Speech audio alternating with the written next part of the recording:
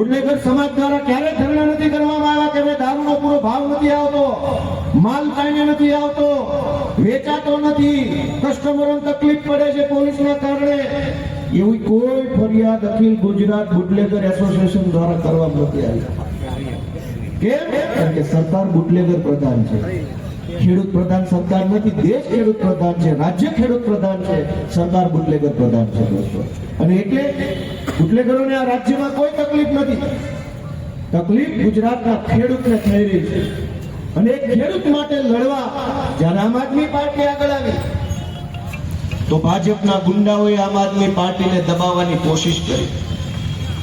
બોટાદની અંદર કડદો થયો અને એની વખતે એ કડદા બાબતે સૌથી પહેલો અવાજ ઉઠાવવાનું કામ રાજુભાઈ કરપડાના નેતૃત્વમાં થયું. તમે બધા દિલ ઉપર હાથ રાખીને વિચારો કે એમાં અમે ખોટું શું કર્યું? રાજુભાઈ બોટાદ ગયા, માર્કેટિંગ યાર્ડમાં ગયા, ખેડૂતોને મળ્યા અને માર્કેટિંગ યાર્ડમાં બેસનારા ભાજપના ગુંડાઓને બે પ્રશ્ન પૂછ્યા કે આ કડદો શા માટે કરો છો? એમાં ખોટું શું હતું? કશું જ ખોટું ન હતું. છતાંય આજે રાજુભાઈ કરપડા 307 જેવી ગંભીર કલમોમાં જેલમાં છે. જેલમાં કોણ હોવું જોઈતું હતું?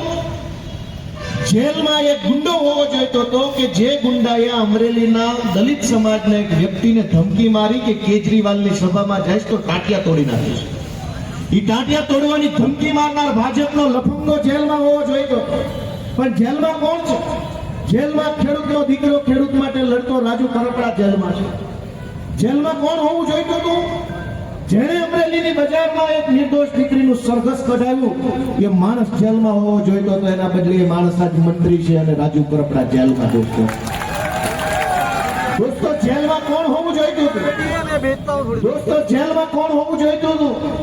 ધારી વગસરાની એક દીકરીને ડ્રગ્સના દૂષણની અંદર ફસાવનાર ભાજપનો લફંગો જેલમાં હોવો જોઈતો હતો અમરેલી. પણ એ માણસ જેલમાં નથી. શું કામ?